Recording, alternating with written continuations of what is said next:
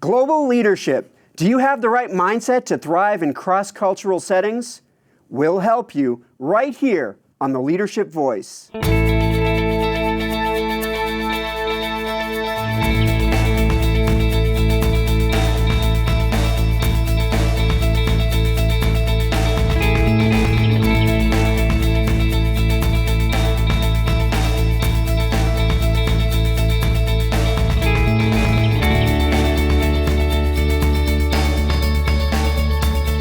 Welcome to the Leadership Voice. I'm your host, Jay Barbuto.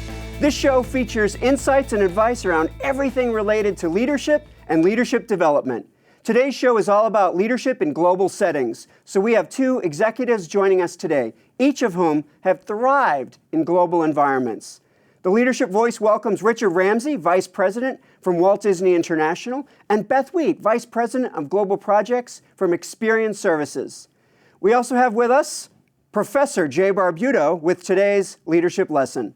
Let's get things started with our quote of the day. Today's quote comes from American activist and labor organizer and founder of the National Farm Workers Association, Cesar Chavez. Preservation of one's own culture does not require contempt or disrespect for other cultures.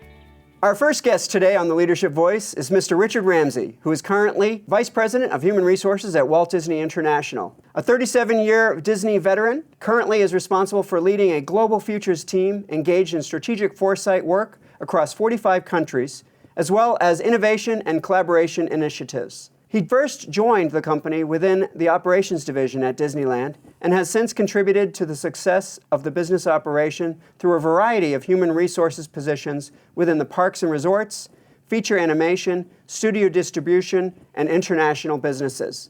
He is also active at Cal State Fullerton, serving the Center for Leadership on its Board of Directors and Board of Advisors since 2011.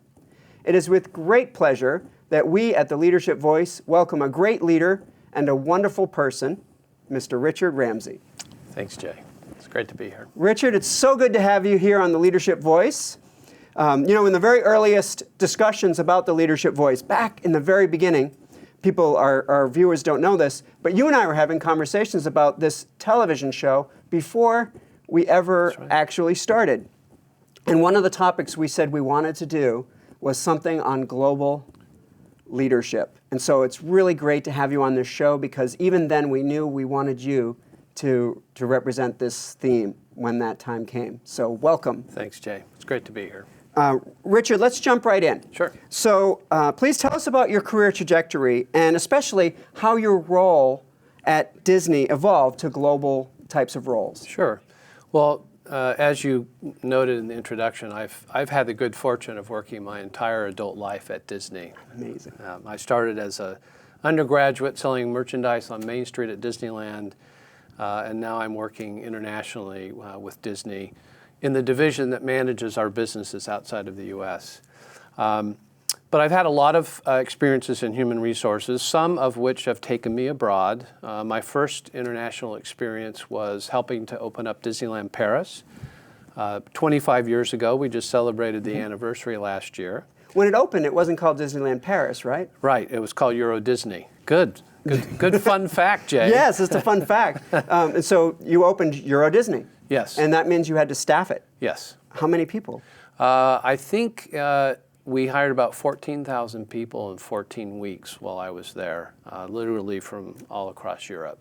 Incredible, incredible. So as you think about some of your experiences, what was the biggest challenge that you had to overcome during any global project that you've worked on? Sure.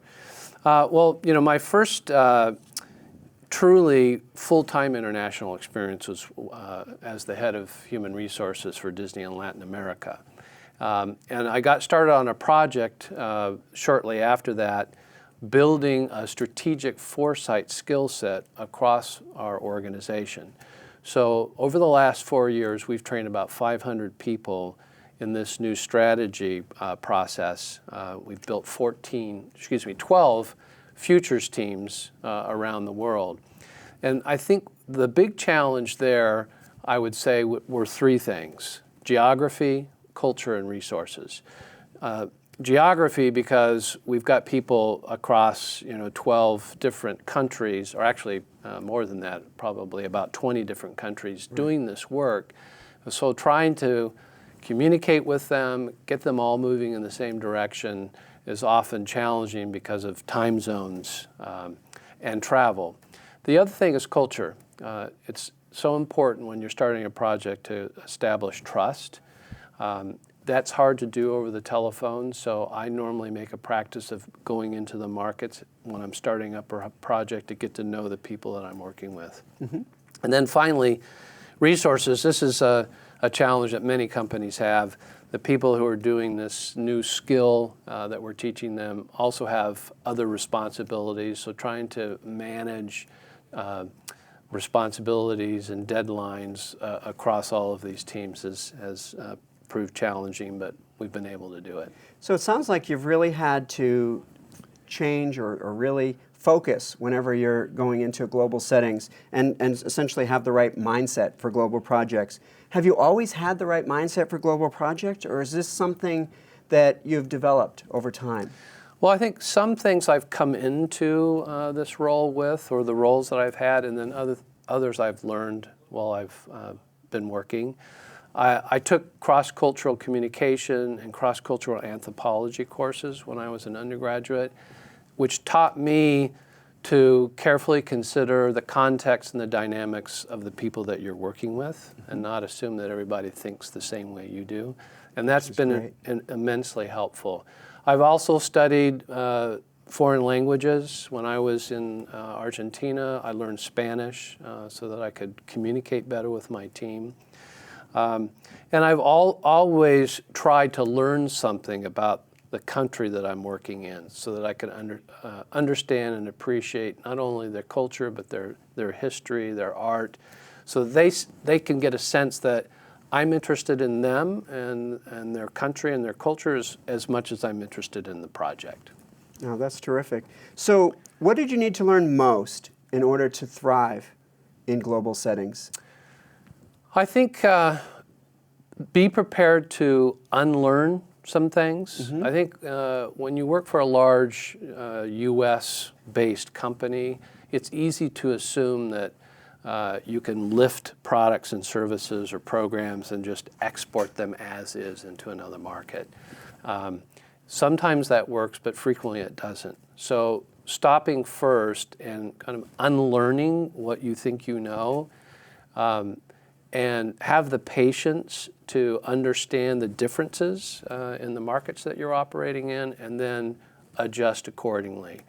And I think constantly reevaluating how you're doing, asking a lot of questions along the way will hopefully ensure that your products and services are culturally and locally relevant and ultimately more successful. Now, it sounds like you have a great outlook and great perspective on how to operate in a cross-cultural environment.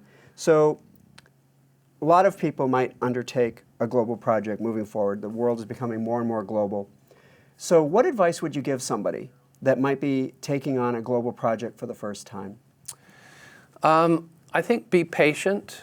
One of the first things that I did when I went to Argentina and I was having my first meetings with everyone, I had the urge just to jump right into talking about projects or business. Mm-hmm.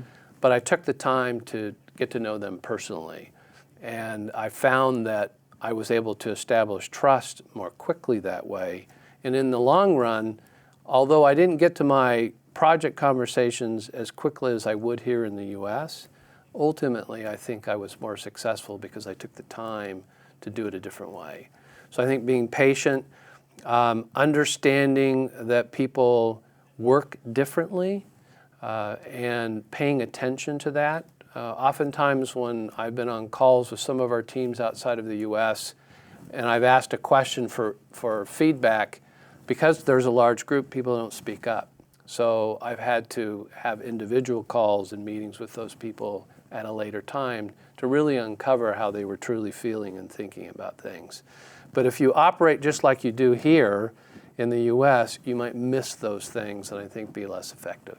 And so in essence, what you've described, and we'll be talking about this later in the show as well, is you've described this notion of cultural intelligence, is that you have developed and evolved, and really, over time, you've become more and more culturally intelligent. So hats off to you. Well, and I hope so. Mr. Ramsey, Richard, it is such a pleasure to have had you on the show today. I want to thank you for coming on and joining us, sharing your wisdom about working in global settings and in global projects with our Leadership Voice audience. So, Mr. Ramsey, thank you so much for being on the show. Thanks, Jay. It's great to be here. And now it's time for a feature segment of the Leadership Voice. It's today's Did You Know?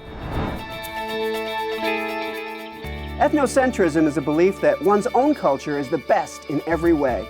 Cultural relativism, by contrast, is a belief that every culture is equally valid, so you have no right to impose your cultural values on other cultures. While some tend to operate more towards ethnocentrism and others more towards cultural relativism, most people dwell between these two extremes. It's this ethnocentric belief that prevents many of us from developing cultural intelligence. That was from Quora.com. It's now time for our Leadership Countdown, where we give you, our viewers, a list that can guide your quest for excellence.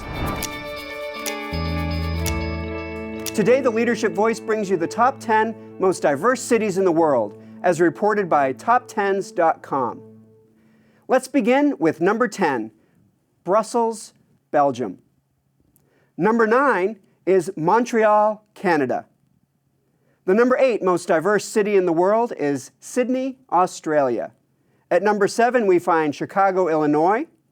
Number 6 is no other than Paris, France. Number 5 is Moscow, Russia. Then we have at number 4, for the most culturally diverse cities in the world, it's Los Angeles, California. Number 3 is London, England. At number 2, we have Toronto, Canada. And the number 1 most culturally diverse city in the world is New York, New York.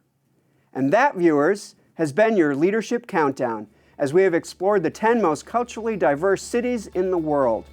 Up next on the Leadership Voice, we will have Beth Wheat in the studio, so stick around, and we'll be right back after this commercial break.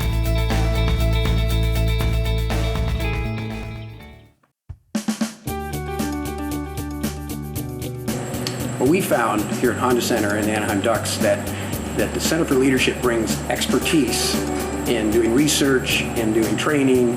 The faculty that has come and given the training to our employees does all the research themselves. They're not pulling this information off the shelf.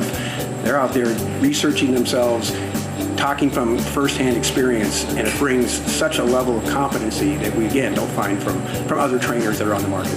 Well, simply put, is what really differentiates and distinguishes Fullerton and the Center for Leadership really is your expertise. You guys are able to create customized content for our business based on true research. The faculty from Cal State Fullerton, obviously they're professors of their field. They have deep knowledge and research, but also, aside from the theory, they really bring in some practical examples, and they bring in a lot of interactive activities. The Bringing Learning to Work initiative is our way of meeting the needs of Orange County businesses and communities. When our clients ask the Center for Leadership to come to bring learning to work, the clients know that they're getting cutting-edge information, the latest thinking in the field, but they're also getting world-class training.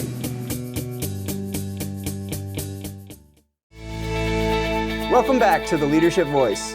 Our second guest, Beth Wheat, currently serves as Vice President of IT Transformation and Engagement at Experian. She is responsible for leading a number of transformational global programs in support of Experian's IT strategy and change management. Ms. Wheat joined Experian as a director within the Global Program Management Office and was promoted to head of Global Program Management 3 years later. She has overseen many global projects at Experian, where she designed and delivered a globally adopted recognition program, an IT career architecture, and optimized and refocused the communications function to assist with change management and stakeholder engagement across the enterprise. It is with great pleasure that we at the Leadership Voice welcome a great person and an accomplished global project leader, Beth Wheat. Hi, Jay. Thank you for having me today. Beth, it's great to have you on the show. Good to be here. You know, a long time ago when we were first talking conceptually about doing a global project theme for the Leadership Voice, we thought of you way back when we were brainstorming potential guests. And so we're so glad that you're able to be here today to join us on the Leadership Voice. Oh, that's very nice. I'm very happy to be here. Well, Appreciate terrific. it. Well, why don't we go ahead and jump right in. Our viewers at home, or wherever they may be when they watch this, are very interested in hearing what you've learned and what you might be able to share and offer to them related to working in global environments. So could you tell us about your career trajectory and especially how your career took you into global roles? The global space, sure.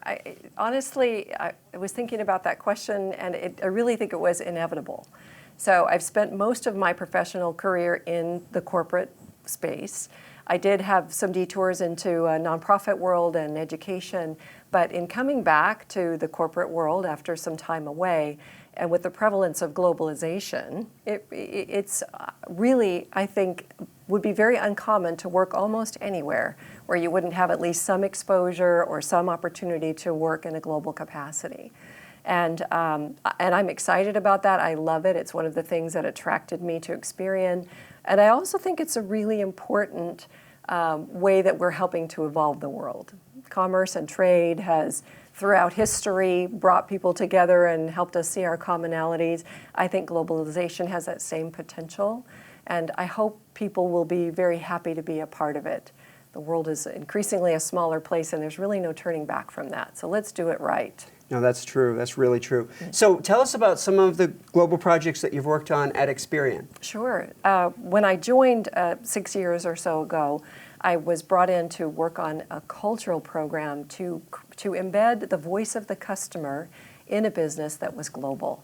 And that was a great entry into the global way of working, because it may seem, from my perspective, it was pretty self-evident the things we needed to do. But that's not the case, because there are different perspectives and different interpretations of what is good service around the globe. And so great learning on that particular project. When I was leading the global PMO, I actually had oversight of all of our global portfolio, which was fascinating and diverse. Everything from acquisitions to divestitures to big IT projects, cultural projects. And we also put together global project management standards. So we pulled together a global team of PMO leaders around the business in different parts of the world. And here again, thinking that project management in itself is a very standards-based profession, you might expect that that would be a pretty easy task, but there are many different nuances to it and ways of thinking about it in different regions of the world. So that was a challenge too, which was great. And then of course the things that you mentioned at the outset, the global recognition program for our employee recognition was a great one culturally, and the IT career architecture is the most recent delivery I'm very excited about. So as you think about some of the global projects you've worked on, and you've worked in global settings quite a bit, Yep. Tell me, what are maybe some of the biggest challenge, what is the biggest challenge? Hands down, what is the biggest challenge you've had to overcome? Well, this is going to really show my program management colors, but I would say getting agreement on requirements, which is the biggest challenge for most projects, but when you're working globally, even more so. If you bring 5 people into a room and tell them the objective is to remodel a kitchen, you'll have right away 5 different visualizations from those people for what that kitchen should look like. Some things will be the same. They'll probably be a refrigerator and a stove. But if you're working with people from all over the world, there'll be voltage differences, there'll be just different aesthetics. And so as a leader of global projects, you and if you're seeking a global solution, you have to make sure that all of those perspectives and needs and requirements are expressed and articulated very clearly. The big projects that I've come into globally that have gotten into trouble have been because we did not communicate fully at the outset. So tell us, Beth, how is it that you You've worked in global settings, you've succeeded in global settings. So how have you developed the right mindset for working in global kinds of projects? Well, first of all, I think it's a work in progress. And I'm learning every day, which is part of what I love. But I think I had a little advantage when I came back into the corporate world. I had been in education, and my master's degree is actually in cross-cultural education and curriculum development. So in that learning, what my biggest takeaway was that the cultural and language differences are not, they're far more than superficial. They actually influence cognitive process. So your culture and your language will influence the way you intake information and the way you problem solve. And this is where you hear a lot about the strength of the diversity in teams. And so when people bring a different way of thinking to a project, it can either be very frustrating, or if you unlock the value of it, it really will lead to the best solution. So I feel like I had an advantage knowing that going in, and knowing that the goal wasn't for this project to go the way I think it should go. I sat in on a big global kickoff call once upon a time with someone who opened the call by saying, "Hi everyone, my name is so-and-so, and listen, I'm an American, and I just tell things like it is, and so as we work on this project, I don't mean any disrespect, but this is just who I am, so let's just get on with it." So get ready for me to be offensive and coarse Kind of. and inappropriate at many times. It didn't go well. And so because people can't, even if they want to, even if they really, wouldn't be offended by that and they want to give it a try, people come to the table with their own perspectives and background, and we have to meet them there. And sometimes I feel like I do that well, and then there are other times when I'm just trying to figure it out, because every person and every project is different. But I love it, and I genuinely want to connect. And I think that's really what makes the difference. Yeah, and the story you described, it really speaks to the notion of adapting our own behavior Yes. to the cultural norms of wherever it is that we're trying to interface with. Absolutely. And you don't lose yourself. You don't become inauthentic. You're just open. There's just an openness and a curiosity. And if you have that and you reach out to people, you'll get results. Yeah, that's great. Maybe we should kind of leave our viewers with some final thoughts. So if we were to come across somebody that is going to undertake a global project for the first time, what advice would you give somebody that's about to embark on a global project for the first time in their career? I would encourage them to become educated on that culture or the cultures that they'll be working with. And by that, I don't mean the food and the traditional garb and the national song, although it's good to know all of those things.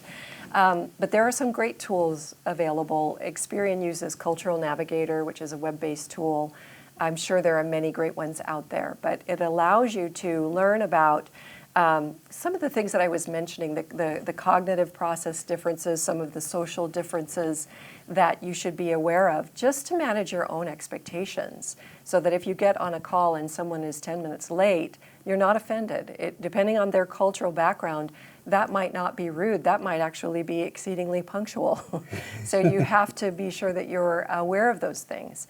Some of the tools will allow you to even input the different countries or cultures that you'll be working with and show you the intersections between a number of them and where your flashpoints might be. So that is invaluable. But I would also caution against then using it to stereotype. So if you learn that a certain culture is known to be very hierarchical, for example, and they won't make decisions without flying it all the way up the leadership chain, know that going in, but don't assume that about the person that you're working with, because they may have diverse background. They may have already worked on projects that are more global in nature, and they've figured out a way around that. So don't allow that information to make you look for problems that might not actually be there. So there's a little nuance. Yeah. We all want to be understood, but no one wants to be stereotyped. So we want to understand the potential tendencies, but we don't want to become locked into those tendencies. Exactly. So or that they form judgmental. biases. Right. Exactly. Yes. Well, terrific. I think that we have given our viewers some great things to think about, and we want to really thank you, Beth, for coming on the show today and sharing your wisdom about global projects, and also about your wisdom in how to really function and operate and succeed in cross-cultural environments. So, Beth, I want to thank you for being on the show. Thank you. Thank you very much, Jay. Thank you so much. It's been great. Yeah. Did you hear that? I think so. Well, that means it's time for today's leadership lesson, which poses a bit of a problem, because this is usually when I introduce today's professor who will be giving our leadership lesson. But today, I'm giving the leadership lesson, and I can't very well introduce myself. No. Would you help us out here? I would love to help you out. All right, it's time for today's leadership lesson. Are you ready to learn? Albert Einstein once said, if you can't explain it simply, then you don't understand it well enough. Joining us today on the Leadership Voice is Professor Jay Barbuto. I think you're going to like him. I do. He might even remind you of your host. Dr. Barbuto is joining us to share the 4 mindsets of global leadership. Hi, I'm Jay Barbuto, and here is today's leadership lesson. Today I'll be talking about the 4 mindsets of global leaders, and will especially point out the most optimal for global settings. There are 2 characteristics that go into every person's capacity to engage in global projects: cultural intelligence and global business acumen. First, I'll talk about cultural intelligence. Cultural intelligence describes the ability to understand and adapt to a new culture, and over time, internalize that culture. The most culturally intelligent leaders will learn about new places before they visit, and they will find opportunities to experience the culture of a region while they are there. Global business acumen is the equivalent of having a great international business mind. Understanding business markets and consumer demands, as well as knowing regions that have similar adoption patterns, helps leaders to identify business opportunities for global expansion. If we imagine a leader being high or low in each of these 2 areas, we can create a typology of 4 combinations of cultural mindsets. So, if a person is low in both cultural intelligence and global business acumen, not a good combination, this would make a person have a provincial mindset. A person with a provincial mindset doesn't think in terms of expanded markets abroad and is not typically culturally sensitive. If a person is low in cultural intelligence but low in global business acumen, then this person has an international mindset.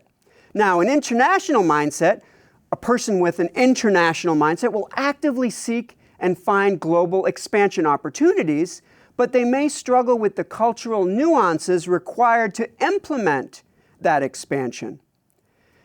It would be absolutely necessary to have both in a global market. Now, if a person is high in cultural intelligence but low in global business acumen, then this person has an intranational mindset. This person will blend and acclimate well to other cultures, but may lack the business acumen to identify opportunities and emerging markets, and likely won't leverage company strengths as would be necessary for a global leader. Now, the best combination is if a person is high in cultural intelligence and also high in global business acumen. This would represent a person with a global mindset.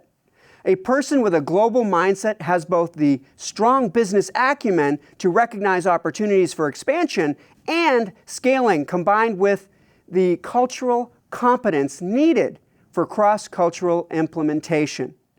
My recommendation to each of you is to work hard to develop your global business acumen and your cultural intelligence so that you can develop into a true global leader, one with a global mindset. I'm Jay Barbuto, and this has been today's leadership lesson. Thank you, Professor Barbuto, for your leadership insights for developing a global mindset. It's now time for the Leadership Voice's Leadership Example. Today, the Leadership Voice recognizes 8 global companies that have excelled in diversity and inclusion, as reported by DiversityInc.com.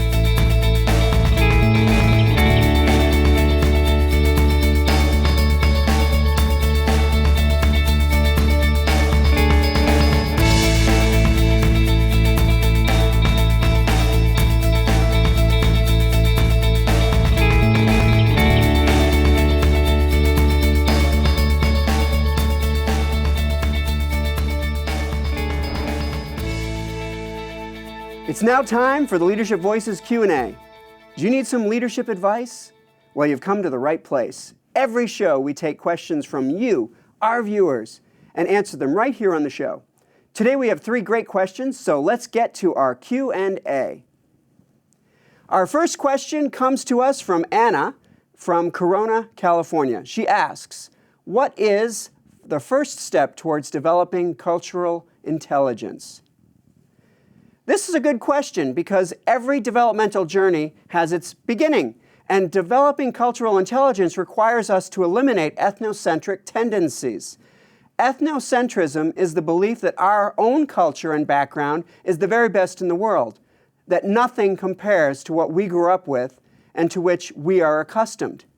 This kind of thinking prevents us from appreciating the nuances and beauty of other cultures and prevents us from adapting to other cultures. Until we can start appreciating other cultural norms and eventually start following them, our ability to develop cultural intelligence will be hampered. So the first step toward developing cultural intelligence is to get past our ethnocentric tendencies. Our second question comes from Rajan in La Habra, California. He asks, what is the best way to develop cultural intelligence? It sounds like it will take a long time. Are there business trips and expatriate assignments the only real answers? That's a great question. Research testing the predictors of cultural intelligence has studied the role of shorter trips on such development. It's long been assumed that longer trips like expatriate and international assignments are the only way to develop cultural intelligence. Shorter trips, like business trips and pleasure travel, have long been assumed to be ineffective for cultural intelligence development. Recent research has shown that these shorter international travel experiences can lead to cultural intelligence, but this occurs best when travelers immerse themselves in the native culture during such travel. So get out of the hotel, get out of the office when you're on a business trip. Go to a street fair, a cultural festival, a special celebration, out on the town, and experience the culture as if you lived there. Because this cultural immersion is most closely related to cultural intelligence development while on business and tourist trips. Our third question comes from Stacy in Laguna Hills. She asks, what is the biggest roadblock to operating in global settings? This is a good question. There are many potential roadblocks that can hamper our ability to do any project. But in global settings, there are specific challenges that must be overcome to operate effectively. The biggest roadblock to operating in global settings is the tendency to expect others to meet our expectations, rather than working hard to meet their expectations. You've heard the expression, when in Rome, do as the Romans do. Well, from a cultural standpoint, this is actually very good advice for social and business success. Rather than fighting the culture, embrace it. Learn about the culture and behave consistently with it. And you will find yourself operating much more effectively in global settings. And eventually, you will start to display more and more global competence. This has been the Leadership Voices Q&A. If you have a question or need advice, having leadership challenges at work and need some expertise and insights, send us your questions right here to the Leadership Voice by email, leadershipvoice@fullerton.edu, or contact us at Twitter, @CSUF_leadership. Well, I think that's all the time we have for today's show. Today we explored leadership in global settings and learned from 2 accomplished global leaders. Thank you to Mr. Richard Ramsey from Walt Disney International and Ms. Beth Wheat from Experian Services. Thank you also to our exceedingly insightful leadership lesson delivered by yours truly. Join us each episode of the Leadership Voice as we will have 2 more executive guests, plus another special leadership lesson, and lots more worth tuning in to see. I'm Jay Barbuto, and on behalf of the Center for Leadership and Mahalo College of Business and Economics, we'll see you right here next time on the Leadership Voice.